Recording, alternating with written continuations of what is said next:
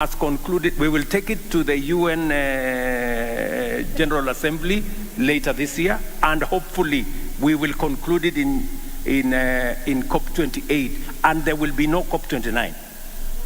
Brilliant. Ladies and gentlemen, we have time for 2 questions from the audience. Does anyone have a question for His Excellency that would like to please stand up, introduce themselves, short, sharp questions, or else I will continue the interrogation here. Anyone? I'm trying to see a hand raised. Hi. There should be a goose mic behind you. Would you like to just turn it on and please introduce yourselves? Oh, there we go.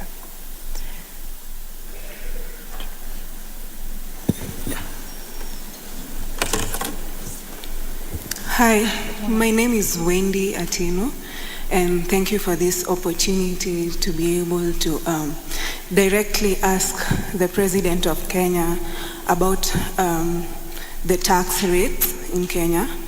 I believe that high taxation rates are one of the things that are hindering sustainable development, because with the increased high level of tax rates, the gap between the rich and the poor is increasing very highly, and the high levels of poverty will not be able to be done away with. And what can you do about it? Because I believe that most African countries cannot develop because of high tax rates, and even we can't solve the debt issue, and even if the debts are forgiven, we still can't solve the poverty gap because of high tax levels. And what are you doing about it? Thank you so much. Your name, sorry. My name is Wendy Atieno. Fantastic. Wendy, thank you very much for that question. Just so that I can contextualize what you have said. OECD countries, their tax as a percentage of their GDP is anywhere between 25 to 45. In fact, in France, their revenue coming from tax as a percentage of GDP is 45%. Where are we in Kenya? We are at 14%. Where are our peers in the African continent? Whether you talk about South Africa, Tunisia, Morocco, they are at 25%. So for starters, we as a country in Kenya, our taxing is way below where our other peers are. We are at 14%, they are at 25% of GDP. And you see, you can only be able to provide services because how a society is judged. You are judged by the quality of public services that are available to everybody. You are not judged by how the rich can access water, or have a road, or have a hospital, or can go to school. It is how all of us, the quality of education, the quality of health services, the quality of roads, access to water, access to housing, that's how we are judged ultimately. And for your information, the rate at which a country can raise its taxes is also directly proportional to the quality of government they have. Many undemocratic countries cannot raise tax because they don't have legitimacy to raise tax. That is how they end up in a gray area. Any country that is below 10% of GDP of their taxes, you will look at all of them. They are, I don't want to say dysfunctional, but they are countries that cannot function. So we have to be deliberate on how we want to take this forward.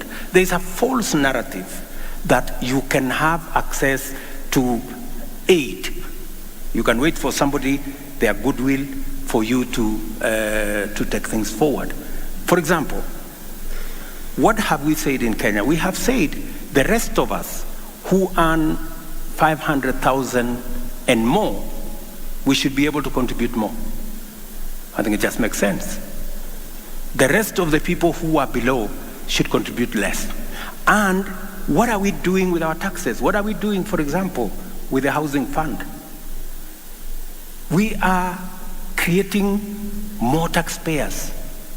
We want 1 million people. We want 2 million people. We want to graduate them into the tax bracket by making sure that they have a job, that they can go to work. And as they go to work, they pay as you earn. Then we lighten the burden on the 3.7 million people who are taxpayers. If we raise our tax-paying Kenyans to 6-7 million, we can actually begin the journey to even reduce the tax rate. Maybe VAT should come from 16 to 14 if we have doubled the number of people paying VAT. So that's how you have to craft between what you tax and the number of taxpayers you have. The other alternative, my good sister, is either to wait for aid or to go for debt. Look at where debt has put us, you know? So that's what you need to do. And Mr. President, stop making decisions on tax because it's unpopular decisions, right? But, you know, I know that the financial bill is currently being voted on, and there's a lot that you need to prioritize on. You need the money, you need the funds, and it's absolutely hard work. To conclude, I love the slogan, Hustler Nation. There is a lady who wanted to say something. Oh, thank you. Hi, okay. Welcome. Please introduce yourself, and then I'll conclude. Okay. Okay. Please, 1 second, so we can hear you. My name is Esna Somanyo, and first of all, I would like to congratulate you, Mr. President, because I think one of the best decisions you've made for this nation is the affordable housing project. However, I believe that maybe Kenyans will have needed more time or more civic education to avoid the miscommunication and politicization of the whole agenda that has misconstrued actually this good thing now to be a bone of contention among the citizens and the leadership. So maybe if it is possible for you to consider a thorough civic education program so that Kenya can embrace this and see it for the good that it is, just as I see it, sir. Thank you. Thank you very much. 3 things. I think that is an issue that has always come to me that, well, this is a very good project, but maybe we should wait for another maybe 2 years or 3 years. Many people have come up with that proposal. And my answer is this. We started National Housing Corporation the same year Korea started National Housing Corporation, and Singapore started National Housing Corporation. Korea was a slum just like Kibera. Today, 85% of Korea have, 85% of Singapore have houses. We don't, because they did not procrastinate. They say procrastination is the thief of time. Because we decided to procrastinate, that is why we have 6.5 million people living in slums. How much longer do we want these people to live in slums? In my estimation, we are 60 years late in making that decision, the one that Singapore made. I think the time is now. That is number 1. Number 2, apart from sorting out the indignity, the indecency of people living in slums with no water, no toilet, they pay even to go to the toilet. Just imagine that. You know, these are our own citizens. These are fellow Kenyans. I do not think a day longer is time they should wait. I think we should deal with it now. Number 2, many of the people who are opposed, who are driving this propaganda against this program, are people who months ago they were supporting this program. The only difference is that it is not them implementing, it is somebody else implementing. So there is nothing wrong with the program. The only thing that is wrong is the politics. So we need to separate the politics from the program, because the program is good, everybody supports the program, and Apart from giving decent housing to our people, we are also going to raise close to 2 million jobs. We are going to spur our manufacturing. We're going to get our cement factories working. We're going to get our steel factories working. We're going to get millions of young people in the Juakali sector working. We're going to have our quarries working. We're going to have architects, engineers, quantity surveyors, masons, carpenters, electricians, all working. That is the ecosystem we want to roll into action. And that is how we're going to create more taxpayers for the people of Kenya. And it's a win-win, good for everybody. Mr. President, I want to conclude. I love the slogan, Hustler Nation. Yes. Tell me about that a little. The and how Hustler that feeds Nation. into your wider strategy. The Hustler Nation is about the bottom-up economic approach. Yeah. It's about the bottom-up approach to issues. Number one, we had many people who are paying for credit as high as 365% per year. The Hustler Fund has reduced from 365% per year to 8% per year. That's what the Hustler Fund has done. And we have 20 million Kenyans now listed on the Hustler Fund. We have 7 million Kenyans who are daily using the Hustler Fund. We have lent 30 billion Kenyan shillings in the last 6 months. Kenyans have repaid 20 billion shillings. That is what the bottom does. That is what you do when you talk about hustlers, people at the bottom of the pyramid, number one. Number two, the reason why we're having a big debate in Kenya today, many people are asking me, Mr. President, you know, I am a teacher, I am a doctor. How is it my business? You're telling us about people living in slums. How is it my business? You know? But I'm telling them, the people who are living in slums, they are fellow Kenyans at the very least, number one. Number two, these are the taxpayers who eventually pay the salary for the president and pay the salary for the doctor and pay the salary for the teacher because they buy goods and services that are taxable. So don't tell me, how is it your business? They are at the bottom of the pyramid. It is our responsibility to lift them up. I was asking on our National Day on Fast, if our freedom fighters had asked themselves, how is it my business to go and fight for the freedom, not my freedom, the freedom of the whole country, where everybody was going to benefit. If they had asked themselves that question, Kenya would not be free today. We would still be slaves and we would still be wearing short trousers. They made a sacrifice to liberate us. We need to make a sacrifice to liberate the people living in slums and the people living at the bottom of the pyramid. Mr. President, I'm going to end off by saying this. You know, one of the most important things, I meet the most incredible women living in remote areas, living in informal settlements. And the most important thing that none of us should forget is, how do we break that cycle? What is their children's and grandchildren's future going to be? And hearing you speak, I'm excited about the future for Kenya. I'm excited about what you're doing. I will be back to ask you questions on your deliverables. Please and do. I'm so excited to see so many people in the room that have the power to make decisions, to engage in conversation and to make change. Let's work together. Mr. President, such an honor. Thank you, sir. Thank you very much. Thank you.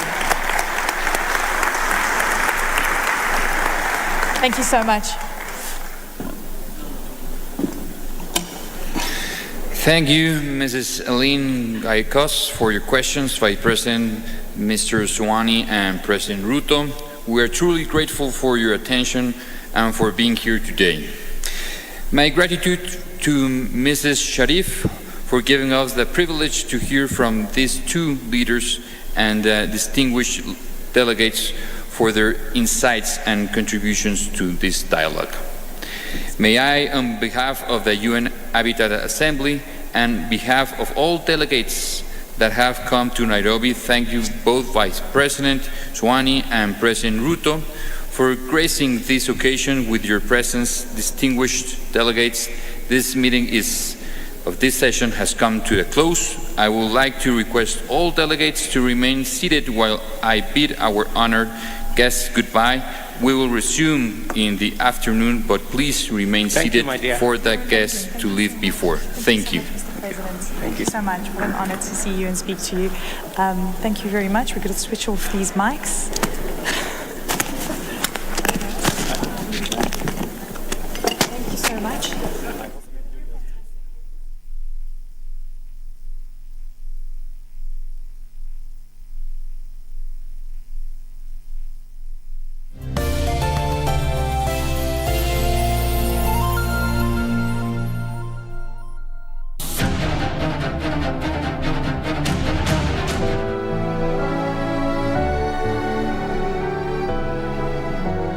이제 정신이 들어요. 조금만 기다려주세요. 계셔야 할 곳으로 꼭 모실게요. 꼭. 오늘 같은 날까지 이렇게 있어야 하는 거예요? 요지에서 떠날 때까지 감시하라 그러잖아. 아, 이 양반 진짜 종교 위에 거대 진성이네. 형제님? 왜? 신부 때리는 지옥 가요. 그래요? 그럼 지옥으로 가볼까? 우리 신부님 어떻게 때려줄까? 합기도?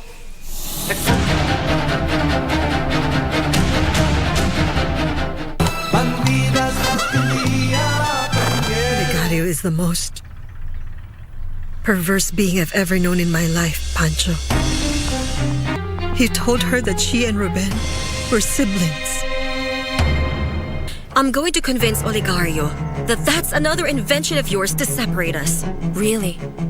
And what will you do when my father starts confirming with all the people who are named here? He'll also think that these people want to separate you from him? Go away, Milena. Go away and leave my father alone, because I won this fight. Leave now, Milena. His name resounds in this house, and it torments me. And I do not want my son to know that his father is a miserable drunkard who raped me. Las bandidas.